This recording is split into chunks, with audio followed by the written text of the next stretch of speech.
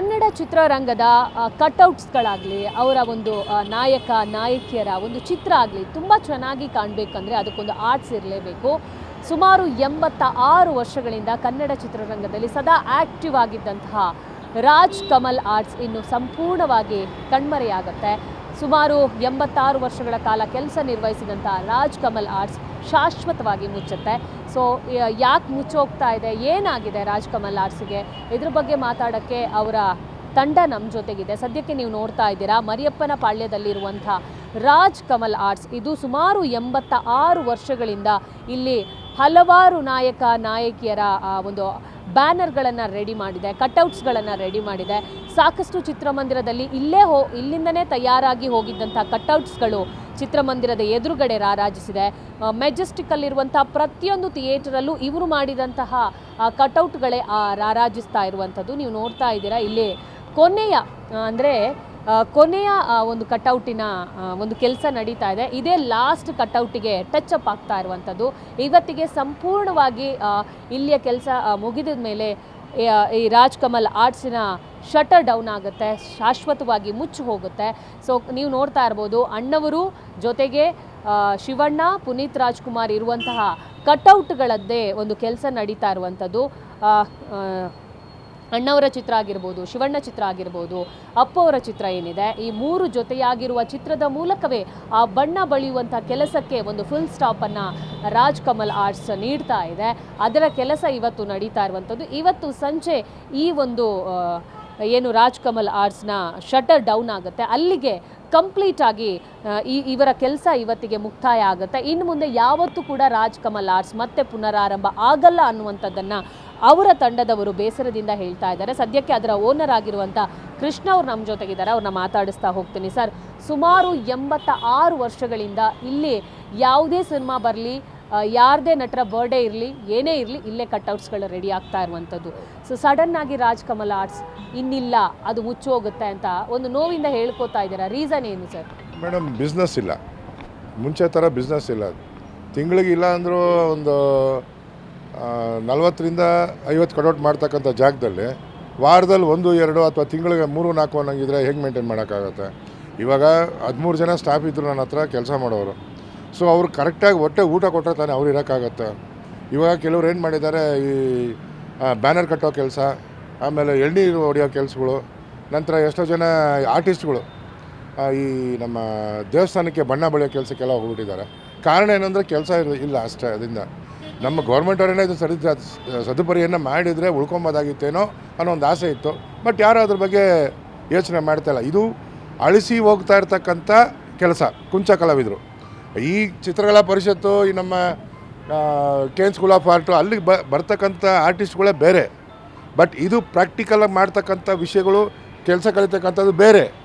ಇದು ಬಂದು 100 ಅಡಿ 120 ಅಡಿ ಕಟೌಟ್ಗಳು ಮಾಡಿರ್ತಕ್ಕಂಥ ಜಾಗ. ಅದೇ ನೀವು ನಮ್ಮ ಸ್ಕೂಲ್ ಆಫ್ ಆರ್ಟ್ಗೆ ಹೋಯ್ತು ಅಂತಂದರೆ ನಿಮ್ಗೆ ಕಾಣೋದು ಬರೀ ಒಂದು ಕಾಗದದಲ್ಲಿ ಅಥವಾ ಒಂದು ಬಟ್ಟೆ ಮೇಲೆ ಬಡ್ಸೋಕ್ಕಂಥ ಒಂದು ಚಿತ್ರ ಆಗಿರ್ಬೋದು. ಬಟ್ ಇದು ಈ ಕಲೆನ ಯಾರು ಸೃಷ್ಟಿ ಮಾಡಿದ್ರು ನಮ್ಗೆ ಗೊತ್ತಿಲ್ಲ. ಬಟ್ ನಮ್ಮ ಜೀವಾಳು ಇದರಲ್ಲೇ ಇದೆ. ಹೇಳಬೇಕು ಅಂತಂದರೆ ತಂದೆ 94 ವರ್ಷ ಇರಬೇಕಾದ್ರೆ ತೀರೋಗಿದ್ದು. ಬಟ್ ಅವ್ರು 94 ವರ್ಷದಿಂದ ಈ ಕೆಲಸ ಮಾಡ್ತಾನೇ ಇದ್ದರು. ಅಂದರೆ ಅರ್ಥ ಮಾಡ್ಕೊಳ್ಳಿ, ಈ ಕೆಲಸ ಅನ್ನೋದು ಎಷ್ಟು ಹುಚ್ಚಿತ್ತು ನಮಗೆ, ಎಷ್ಟು ಕಷ್ಟದಿಂದ ನಾವು ಕೆಲಸ ಕಲ್ತಿದ್ವಿ, ಎಷ್ಟು ಕಷ್ಟದಲ್ಲಿ ನಾವು ನೀಸ್ತಾ ಇದ್ವಿ ಅಂತ ಅಂದ್ಬಿಟ್ಟು. ಈ ಕೊರೋನಾ ವೈರಸ್ ಬಂದ ಮೇಲೆ ತುಂಬಾ ಕಷ್ಟ ಅನುಭವಿಸ್ತಾ ಇದ್ದೀವಿ. ಇದರಲ್ಲಿ ನಾವು ನಿಂತ್ಕೊಳ್ಳೋಕೆ ಸಾಧ್ಯನೇ ಆಗ್ತಾಯಿಲ್ಲ. 1 ವರ್ಷದಿಂದ ತುಂಬ ಕಷ್ಟ ಬಿದ್ದು ಮುಂದೆ ತಳ್ಳಿದೆ. ಅಂದರೆ ಈ ಕುಂಟು ಕುದುರೆನ ತಳ್ತಾರೆ ಗೊತ್ತಾ ನಿಮಗೆ, ಮುಂದಕ್ಕೆ ಹೋಗೋದಕ್ಕೆ. ಆ ಥರ ತಳ್ಕೊಂಡು ಹತ್ತತ್ರ 12-13 ಲಕ್ಷ ರೂಪಾಯಿ ಸಾಲ ಮಾಡ್ಕೊಂಡಿದ್ದೀನಿ. ಇದು ನಿಜಾಂಶವಾದ ವಿಷಯ. ಹೇಳಬೇಕು ಅಂತಂದರೆ ಬಿಸ್ನೆಸ್ ಇಲ್ಲ. ನಾನು ಯಾರನ್ನೂ ದೂರ್ತಾ ಇಲ್ಲ. ಡಿಸ್ಟ್ರಿಬ್ಯೂಟ್ರ, ಪ್ರೊಡ್ಯೂಸರು ಈ ಥರ ಮಾಡಿದ್ರೆ ಹಂಗೆ ಮಾಡಿ ನಾನು ಯಾವುದೂ ದೂರಲ್ಲ. ಬಟ್ ನನ್ನ ಟೈಮ್ಸ್ ಇಲ್ಲ ಅಂದರೆ ಯಾರನ್ನ ಹೇಳಿನ ಪ್ರಯೋಜನ? ರೈಟ್. ಸೊ ಈ ಥರ ಇರಬೇಕಾದ್ರೆ ಎಷ್ಟೋ ನೋವೆಲ್ಲಿ ಬರ್ತಾಯಿದ್ದೀವಿ ನಾವು. ಈ ನೋನ ಅಟ್ಲೀಸ್ಟ್ ನಮ್ಮ ದೇವರಾದರೂ ಅರ್ಥ ಮಾಡ್ಕೊಂಡ್ರೆ ಸಾಕು ಅಂತ ಕಾಯ್ತಾ ಇದ್ದೀವಿ ಅಷ್ಟೇ. ಇನ್ನೊಂದು ವಿಚಾರ ನಾವು ಮಾತಾಡಲೇಬೇಕು. ಇದು ಬೇಡರ ಕಣ್ಣಪ್ಪ ಚಿತ್ರದ ಮೂಲಕನೇ ಇಲ್ಲಿ ಶುರುವಾಗಿರೋದು. ಸೊ ಯಾವ ಥರ ಶುರು ಮಾಡಿದ್ರಿ ಸರ್? ಅವಾಗ ಅಣ್ಣವರು ಇಲ್ಲಿಗೇನಾದರೂ ಬಂದಿದ್ರಾ, ಮಾತಾಡ್ಸಿದ್ರ, ತಂದೆ ಏನಾದರೂ ಹೇಳ್ಕೊಂಡಿದ್ರೆ? ಬೇಡರ ಕಣ್ಣಪ್ಪ ನಮ್ಮ ತಂದೆಯವರ ನಿಜ ಜೀವನದ ತನ್ನದೇ ಆದಂಥ ಕೆಲಸ ಮಾಡಿರ್ತಕ್ಕಂಥ ವಿಷಯ. ಹೇಗೆ ಹೆಂಗೆ ಇವರು 9 ವರ್ಷ ಹುಡುಗ ಇರಬೇಕಾದ್ರೆ ನಮ್ಮ ಈ ಒಂದು ಸಿನಿಮಾ ಇಂಡಸ್ಟ್ರಿಗೆ ಎಂಟ್ರಿ ಕೊಟ್ಟೋದು. ಯಾವ ಕಂಪನಿ? ಸೀನು ಆರ್ಟ್ಸ್ ಅಂತ ಒಂದಿತ್ತು. ಅಂದರೆ ಕೊಂಡ್ಲೇಜ್ ಮಾನ್ಲು ಅಂತ ಕರೀತಾರೆ ಅವ್ರನ್ನ, ಅಂದರೆ ಆದಿಕಾಲಕ್ಕೆ ಲೆಕ್ಕದಲ್ಲಿ.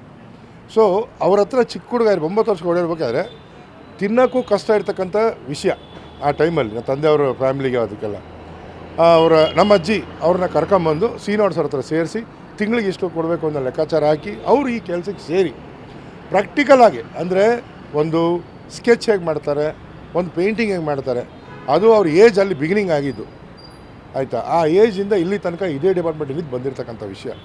ಸೊ 86 ವರ್ಷ ಅವ್ರು ಇದೇ ಸಿನಿಮಾ ಇಂಡಸ್ಟ್ರಿ ಸೇವ್ ಮಾಡಿದ್ದಾರೆ ಅಂದರೆ ಲೆಕ್ಕ ಹಾಕ್ಕೊಳ್ಳಿ. ನಾನು 40 ವರ್ಷ ಎಕ್ಸ್ಪೀರಿಯೆನ್ಸು. ಸೊ ಇದನ್ನ ಎಷ್ಟು ಇಷ್ಟ ಬಿದ್ದು ಕೆಲಸ ಮಾಡ್ತಿದ್ವಿ. ಈ ಅಳಿಸಿ ಹೋಗ್ತಾ ಇರ್ತಕ್ಕಂಥ ಕಲೆನ ದಯವಿಟ್ಟು ಯಾರಾದರೂ ಎತ್ತಿಡಕ್ಕೆ ನೋಡಿ. ಈ ಅಲಿಯೋದಕ್ಕೆ ಇನ್ನು ಮುಂದೆ ಯಾರಿಗೆ ಸಿಗೋದಿಲ್ಲ ನಿಮ್ಗೆ ಹೇಳಬೇಕು ಅಂತಾರೆ. ಇವಾಗ ನೋಡಿ ಆಂಧ್ರ, ತಮಿಳ್ನಾಡು, ಕೇರಳ, ಆಮೇಲೆ ಬಾಂಬೆ, ಒಂದು ಆರ್ಟಿಸ್ಟ್ ನೋಡ್ಕಿ ನೋಡೋಣ, ಒಬ್ಬ ಆರ್ಟಿಸ್ಟ್ ಇಲ್ಲ. ಇಲ್ಲಿ ನಮ್ಮ ಕರ್ನಾಟಕದಲ್ಲಿ ನಮ್ಮ ತಂದೆ ಸೃಷ್ಟಿ ಮಾಡಿದ 12 ಜನನೂ ಇಲ್ಲ. ಆಮೇಲೆ ಬಾಕಿ ಇದ್ದವ್ರು ಒಂದು 80 ಜನನೂ ಇಲ್ಲ. ಎಲ್ಲ ಬಿಲ್ಡಿಂಗ್ ಪೇಂಟಿಂಗ್ಸನ್ನು ವಾಲ್ ಪೇಂಟಿಂಗ್ ಮಾಡೋಕ್ಕೆ ಹೋಗೋದು, ಅಥವಾ ಈ ಕಾರ್ಪೊರೇಷನ್ ಕೆಲಸದಲ್ಲಿ ವಾಲ್ ಪೇಂಟಿಂಗ್ ಮಾಡೋದು, ಅಥವಾ ಈ ಅದೇನಂತಾರೆ ಒಡ್ದೆಸೆ ಈ ದೇವಸ್ಥಾನ ಶಿಖರಗಳಿಗೆ ಪೇಂಟಿಂಗ್ ಹಚ್ಚೋದು, ಈ ಥರ ಬಂದುಬಿಟ್ಟಿದೆ. ಅದರಲ್ಲೂ ಯಾರು ಉಳ್ಕೊಂಡಿಲ್ಲ, ಎಲ್ಲ ಹೊಂಟೋದ್ರು. ನಿಮ್ಗೆ ಇನ್ನೊಂದು ಎಕ್ಸಾಂಪಲ್ ಕೊಡ್ತೀನಿ ನೋಡಿ. 68,000 ಜನ ಈ ನಮ್ಮ ಏನಂತಾರೆ ಅದನ್ನು ಸೈನ್ ಬೋರ್ಡ್ ರೈಟ್ ಅಪ್ಸ್ ಅನ್ನೋದು ಇತ್ತು. ನೀವು ಬಹುಶಃ ಅದರ ಬಗ್ಗೆ ಡೀಟೇಲಾಗಿ ಗೊತ್ತಿಲ್ಲ ನಿಮಗೆ, ಅದೆಲ್ಲ ಅಳಿಸೋಗಿದೆ ಬಿಡಿ. 68,000 ಜನ ಈ ಬೋರ್ಡ್ಗಳು ಬರೆಯೋರು. ಈ ಹೋಲ್ಡಿಂಗ್ಸ್ ಅನ್ನೋದು ಈಗ ನಾವು ಫ್ಲಕ್ಸ್ ಅಂಟಿಸ್ತೀವಿ. ಆದಿ ಕಾಲದಲ್ಲಿ ಸಿಮೆಂಟ್ದೇ ಆಗಲಿ ಇದ್ರ ಕಂಪನಿದಾಗಲಿ ಬರಿಬೇಕು ಅಂತಂದರೆ ಪೇಂಟಲ್ಲಿ ಬರಿತಾಯಿದ್ರು. ಸೊ ಈಗೆಲ್ಲ ಅವರೆಲ್ಲ ಎಲ್ಲಿದ್ದಾರೆ? 68,000 ಜನ ಆರ್ಟಿಸ್ಟ್ಗಳೇನಾದರು? ಅದ್ರ ಬಗ್ಗೆ ಯಾರಿಗೂ ಮಾಹಿತಿ ಇಲ್ಲ. ಗೌರ್ಮೆಂಟ್ ಇದ್ರ ಬಗ್ಗೆ ಮಾಹಿತಿ ತೊಗೊಂಡಿಲ್ಲ, ಯಾರು ಏನೂ ಮಾಡಿಲ್ಲ ಇದ್ರ ಬಗ್ಗೆ. ನಾನು ಸರ್ವೆ ಮಾಡಿರ್ತಕ್ಕಂಥ ವಿಚಾರ ಅದು ಹೇಳಬೇಕು ಅಂದರೆ 90 ಜನ ಆರ್ಟಿಸ್ಟು, 68,000 ಜನ ನಮ್ಮ ಲೆಟ್ರಿಂಗ್ ಆರ್ಟಿಸ್ಟ್ಗಳು. ಜೀವನ ಎಲ್ಲಿಂದ ಹುಡ್ಕೋದು? ಎಷ್ಟೋ ಜನ ಬರ್ತಾರೆ, ಸರ್ ಕೈಯಲ್ಲಿ ಬರೀತೀರಾ, ಬೋರ್ಡ್ ಬರೀಬೇಕು ಅಂತಾರೆ. ಬೋರ್ಡ್ ಬರೆಯೋರು ಇಲ್ಲಪ್ಪ ನಮ್ಮ ಹತ್ರ, ಎಲ್ಲ ಡಿಜಿಟಲ್ ಮಾರಿವಾಗಿದೆ. ನಾನು ಬರಿತೀನಿ, ಬ್ರಷ್ ಇಟ್ಕೊಂಡು ನೀಟಾಗಿ ಅಕ್ಷರಗಳೆಲ್ಲ ಬರಿತೀನಿ. ಬಟ್ ಈಗ ಪೇಷನ್ಸ್ ಇಲ್ಲ, ಆ ಬ್ರಷ್ಗಳು ಸಿಗೋದಿಲ್ಲ ಹೇಳಬೇಕು ಅಂತ. ಹೆಂಗೋ ಜೀವನ ನಡೀತಾ ಇತ್ತು. ಇವಾಗ ಅಪ್ಪು ಸಾರ್ ಹೋದ್ಮೇಲೆ ಅಂತೂ ಇನ್ನೂ ಮೋಸವಾಗಿ ಹೋಗಿದೆ ನಮ್ಗೆ ಹೇಳಬೇಕು ಅಂತಂದರೆ. ಇನ್ನೂ ಉಳಿಕೊಳ್ಳೋದು ಕಷ್ಟ. ಸರ್, ಇವಾಗ ಯಾರಾದರೂ ನಟರು ಈ 86 ವರ್ಷಗಳಲ್ಲಿ ಇಲ್ಲಿಗೆ ವಿಸಿಟ್ ಕೊಟ್ಟಿರೋವಂಥದ್ದು, ನೀವು ಕಣ್ಣಾರೆ ನೋಡಿರುವಂಥದ್ದು ಇದೆಯಾ? ನಾನು ಕಣ್ಣಾರೆ ನೋಡಿರ್ತಕ್ಕಂಥದ್ದು ಅಂತ ರವಿಚಂದ್ರನ್ ಸರ್ ಡೈರೆಕ್ಟಾಗೆ ಬಂದ್ಬಿಡೋರು. ಆಮೇಲೆ ನಾನು ಚಿಕ್ಕ ಹುಡುಗ ಇರಬೇಕಾದ್ರೆ ಪುಟ್ಟಣ್ಣ ಕಣ್ಗಳವರು ಎಂಟ್ರಿ ಕೊಟ್ಟಿದ್ರು, ಪಡವಾರಹಳ್ಳಿ ಪಾಂಡವರು. ಆ ಸಿನಿಮಾನ ಅವರು ಎಷ್ಟೋ ದಿನಗಳು ಕೂತ್ಕೊಂಡು ಬಡಿರ್ತಕ್ಕಂಥ ಲೇಖನ, ಅದು ಒಂದು ಗ್ರಂಥದಲ್ಲಿ ಸಿಕ್ಕಿರ್ತಕ್ಕಂಥ ವಿಷಯ. ಅದನ್ನು ಅವರು ಎಸ್ಟಾಬ್ಲಿಷ್ ಮಾಡಿ ಸಿನಿಮಾ ತೆಗೆದು, ಚಿನ್ನಪ್ಪಣ್ಣ ನಂಗೆ ಇದೇ ಥರ ಬೇಕು, ನಂಗೆ ಆ ಥರ ಇರಬೇಕು ಅಂತ ಹೇಳಿದಾಗ ಡ್ಯಾಡಿ ಅವರು ಮುಂದೆ ಕೂತ್ಕೊಂಡು ಫ್ರೀ ಹ್ಯಾಂಡ್ ಸ್ಕೆಚ್ ಹಾಕ್ಕೊಡೋರು. ಅಂದರೆ ಪೇಪರಲ್ಲಿ ಈ ಥರ ಬಂದರೆ ಚೆನ್ನಾಗಿರುತ್ತಾ, ಈ ಥರ ಬಂದರೆ ಚೆನ್ನಾಗಿರುತ್ತಾ ಅಂತ ಫ್ರೀ ಹ್ಯಾಂಡ್ ಸ್ಕೆಚ್ ಹಾಕೋರು. ಇದನ್ನು ಇಟ್ಕೊಂಡು, ಆ ಪಾಯಿಂಟ್ ಆಫ್ ವ್ಯೂವಲ್ಲಿ ಇಟ್ಕೊಂಡು ಪೇಂಟಿಂಗ್ಸ್ ಮಾಡ್ತಾಯಿದ್ರು ಬ್ಯಾನರ್ಗಳ ಮೇಲೆ. ಅಂದರೆ ಈ ಥರ ಕಟ್ಔಟ್ ಪ್ಲೇವುಡ್ ಅಲ್ಲ, ಬಟ್ಟೆ ಮೇಲೆ ಒಂದು 20 ಅಡಿಗೆ 10 ಅಡಿ ಸೈಜಲ್ಲಿ ಬ್ಯಾನರ್ ರೆಡಿ ಮಾಡಿ, ಅದನ್ನು ಸ್ಟ್ರೆಂಥೆಂಡ್ ಆಗಿ ಮಾಡಿ, ಅದ್ರ ಮೇಲೆ ಸ್ಕೆಚ್ ಹಾಕಿ ಕೈಯಲ್ಲಿ ಅದ್ರ ಮೇಲೆ ವರ್ಕ್ ಮಾಡ್ತಿದ್ರು. ಆಗಿತ್ತು ಆಗ. ಸರ್, ಈಗ ಕೊನೆಯ ಯಾವ ಚಿತ್ರನ ಮಾಡ್ತಾ ಇದ್ರ, ಅಲ್ಲಿ ಮಾಡೋದ್ರ ಮೂಲಕ ಫುಲ್ ಸ್ಟಾಪ್ ಆಗ್ತಾ ಇದ್ದೀರಾ ಅಂತ? ಮೇಡಮ್, ಇದು ಅಪ್ಪು ಸರ್ ಹೇಳಬೇಕು ಅಂತಂದರೆ, ಅಪ್ಪು ಸರ್ದೇ ಲಾಸ್ಟ್ ಪಿಕ್ಚರ್ ನಾವು ಮಾಡ್ತಾ ಇರೋದು ಈಗ ಹೇಳಬೇಕು ಅಂತಂದರೆ. ಅದು ಮತ್ತೆ ರಿಲೀಸ್ ಆಗ್ತಾ ಇದೆ. ಬಟ್ ಈಗಾಗಲೇ ಖುಷಿ ಒಂಥರ ಇದೆ, ಹೋಗಿ ಥಿಯೇಟ್ರಲ್ಲಿ ಕೂತ್ಕೊಂಡು ನೋಡಬೇಕು ಅನ್ನೋ ಆಸೆ ಇದೆ. ಸೊ ಹೋಗ್ತೀನಿ, ನೋಡ್ತೀನಿ.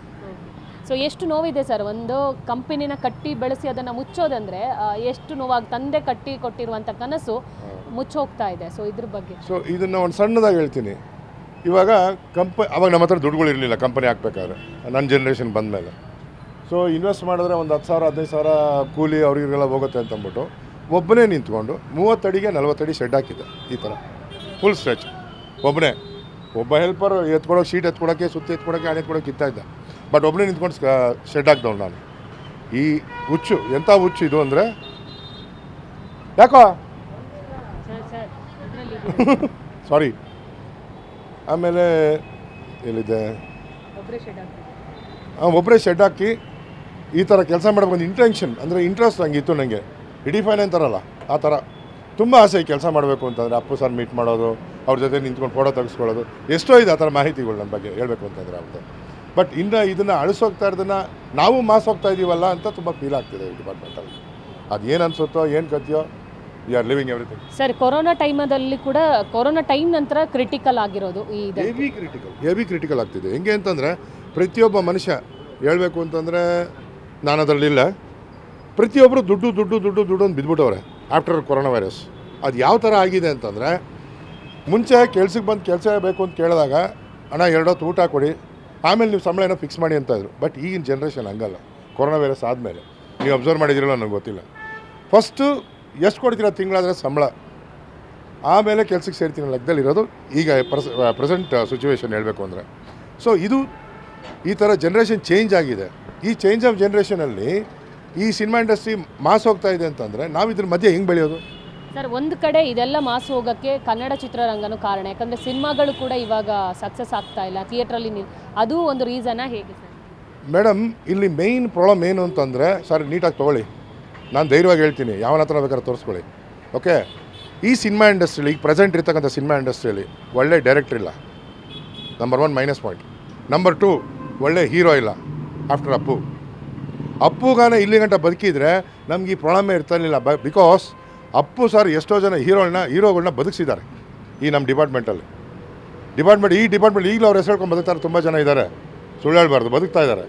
ಓಕೆ, ಆ ಥರ ವ್ಯಕ್ತಿತ್ವ ಇಲ್ಲ, ಆ ಥರ ಹೀರೋ ಇಲ್ಲ, ಆ ಥರ ಡೈರೆಕ್ಟರ್ಸು ಇಲ್ಲ. ಸೊ ಇನ್ನಿಲ್ಲಿಂದ ಉದ್ಧಾರ ಆಗುತ್ತೆ ನಮ್ಮ ಇಂಡಸ್ಟ್ರಿ? ಮಾತೆತ್ತರೆ ಬೇರೆ ಥರ ಡಿವೈಡ್ ಮಾಡು, ಬೇರೆ ಥರ ಇದು ಮಾಡು, ಹಳೆ ಪಿಕ್ಚರ್ದು 10 ಪಿಕ್ಚರ್ ನೋಡು, ಒಂದು ಸ್ಟೋರಿ ಮಾಡು, ಒಂದು ಪ್ಯಾಕಪ್ ಮಾಡಿ ಕಳಿಸು. ಏನು ಪಬ್ಲಿಕ್ ಇಲ್ಲಲ್ಲ, ಏನು ಕಿವಿಯಲ್ಲಿ ಇಟ್ಕೊಂಡವ್ರ ಪಬ್ಲಿಕ್ ಎಲ್ಲ ವಿಷಯ ಗೊತ್ತು ಅವರಿಗೆ. ಸೊ ಇದನ್ನೇ ಕಟ್ ಮಾಡಿ ಇದಕ್ಕೆ ಹಾಕೋನೆ, ಇದಕ್ಕೆ ಅಡ್ಜಸ್ಟ್ ಮಾಡಿ ಇದನ್ನು ಮಾಡೋನೆ ಅಂತ ಈಸಿಯಾಗಿ ಕಂಡು ಹಿಡಿತಾರೆ. ಸೊ ಡೈರೆಕ್ಟ್ರ್ ವ್ಯಾಲ್ಯೂ ಏನಿರುತ್ತೆ ಅಲ್ಲಿ, ಹೀರೋ ವ್ಯಾಲ್ಯೂಸ್ ಏನು ಬರುತ್ತೆ ಅಲ್ಲಿ ಡೈರೆಕ್ಟ್ರಿಗೆ ಮಾಡಿದ್ರೆ? ಸೊ ಯಾರ್ದು ಮೈನಸ್ ಅಂತೀರಿ ಈಗ ನೀವು ಹೇಳಿ ಕಮಾನ್.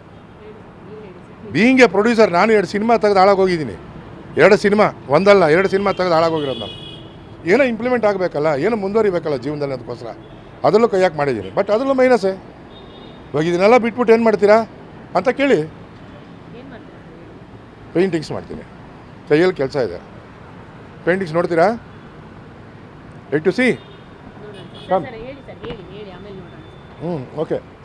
ಸೊ ಈಗಿದ್ದ ಸನ್ನಿವೇಶದಲ್ಲಿ ನಾವು ಈ ಥರ ಒಂದು ಇಂಡಸ್ಟ್ರಿಯಲ್ಲಿ ಇರ್ತಕ್ಕಂಥ ರಾಜ್ಕಮಲ್ ಆರ್ಟ್ಸ್ ಕನ್ಸನ್ನ ಕಡೆಯದಾಗಿ ಇದು ಮಾಡ್ತಿದ್ದೀವಿ. ಶಟ್ ಡೌನ್ ಮಾಡೋ ಟೈಮ್ ಇದೆ. ಸರ್, ಇನ್ನೊಂದು ವಿಚಾರ, ನೀವು ಒಂದು ಪೋಸ್ಟರ್ಸ್ಗಳಿಗೆ ಎಷ್ಟು ಅಮೌಂಟ್ ತಗೋತಾ ಇದ್ರಿ ಮುಂಚೆ, ಇವಾಗ ಎಷ್ಟು ತಗೋತಿದ್ರಿ, ಅಥವಾ ಎಷ್ಟು ಬರ್ತಾ ಇತ್ತು ನಿಮಗೆ ಬಿಸ್ನೆಸ್ಸು ಇದರಿಂದ? ಮೇಡಮ್, ಒಳ್ಳೆ ಪಾಯಿಂಟ್ ಮೇಡಮ್. ಈಗ ನಮ್ಮ ಅಸಲು ಅಂದರೆ ಈಗ ಪ್ಲೇವುಡ್ಡು, ರೀಪರು, ಫ್ಲಕ್ಸ್ ಪ್ರಿಂಟು, ಆರ್ಟಿಸ್ಟ್ ರೇಟು, ಅದ್ರ ಬಗ್ಗೆ ಬೇಕಾಗಿರ್ತಕ್ಕಂಥ ಪೇಂಟು, ನಂತರ SR ಏನೇನು ಬರುತ್ತೆ ಅಳಮೂಳೆಲ್ಲ ಊಟ ತಿಂಡಿ ಎಲ್ಲ ಸೇರಿ 50 ರೂಪಾಯಿ ಮಾಡಬೇಕಾದ ಜಾಗದಲ್ಲಿ 30 ರೂಪಾಯಿ ಮಾಡು ಅಂತ ಹೇಳ್ತಾರೆ. ಹೇಗೆ ಸಾಧ್ಯ?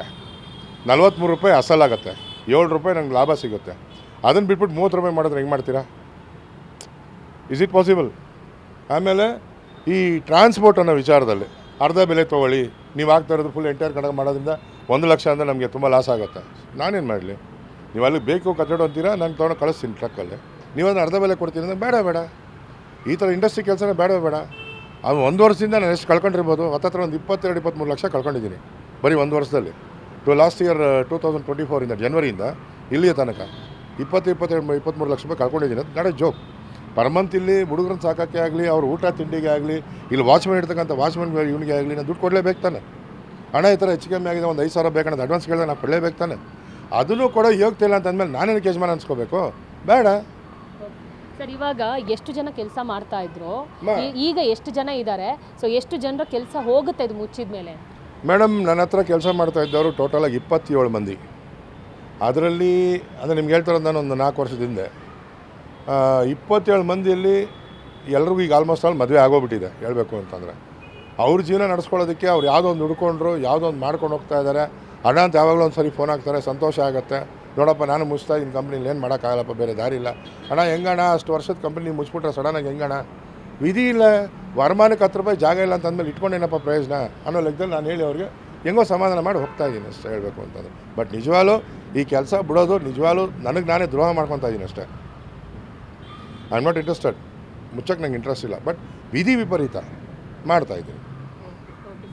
ನೋವು ಕಾಡ್ತಾ ಇದೆಯಾ ಸರ್? ಮುಚ್ಚುತ್ತಾ ಇದ್ದೀನಿ ಮುಂದೇನು, ಅಥವಾ ಇನ್ನೂ ಸಿನಿಮಾ ಬೇರೆ ಬೇರೆ ಬಂದಾಗ ಮಾಡಲ್ಲ ಅನ್ನೋ ಒಂದು ನೋವು ಕಾಡ್ತಾ ಇದೆಯಾ? ನಿಜವಾಗ್ಲೂ ಕಾಡ್ತಾ ಇದೆ. ಇವತ್ತು ಮುಚ್ತಾ ಇದ್ದೀನಿ, ಆಗಲೇ ಕಟ್ಔಟ್ ಮಾಡ್ತಾ ಇದ್ದೀನಿ ಅಂದರೆ ಅರ್ಥ ಮಾಡ್ಕೊಳ್ಳಿ. ಟಿಲ್ ದಿ ಎಂಡ್ ಡಾಟ್ ಇಡೋ ಗಂಟೆ ನಾನು ಮಾಡ್ತಾಯಿದ್ದೀನಿ. 1 ತಿಂಗಳಾಯಿತು ಮುಚ್ಚಿ, ಯಾರೋ ಕೇಳಿದ್ರೆ ಲೆಕ್ಕದಲ್ಲಿ ನಾನು ಮಾಡ್ತಾ ಇಲ್ವಲ್ಲ. ಇವಾಗ ನೀವು ಬಂದಿದ್ದೀರಾ, ಮಾತಾಡ್ತಿದ್ದೀರಾ, ನಿಮ್ಮ ಕಣ್ಣು ಮುಂದೆ ಲಾಸ್ಟ್ ಕೆಲಸ ತೋರಿಸ್ಬಿಟ್ಟು ಮುಚ್ತಾ ಇದ್ದೀನಿ. That's me. ಓಕೆ, ಆ ನೋವು ಹೆಂಗಿರುತ್ತೆ ಗೊತ್ತಾ? ಹೃದಯಕ್ಕೆ ಕೈ ಹಾಕ್ಬಿಟ್ಟು ಹಿಂಗೆ ಇಸ್ಕಿದ್ರೆ ಏನಾಗುತ್ತೆ, ಆ ಥರ ಇದೆ. Thank you sir. ಹೌದು. ನೋಡಿದ್ರಲ್ಲ, ಇದು ರಾಜ್ ಕಮಲ್ ಆರ್ಟ್ಸ್ನ ಮಾಲೀಕರಾಗಿರುವಂಥ ಕೃಷ್ಣ ಅವರ ಮಾತು.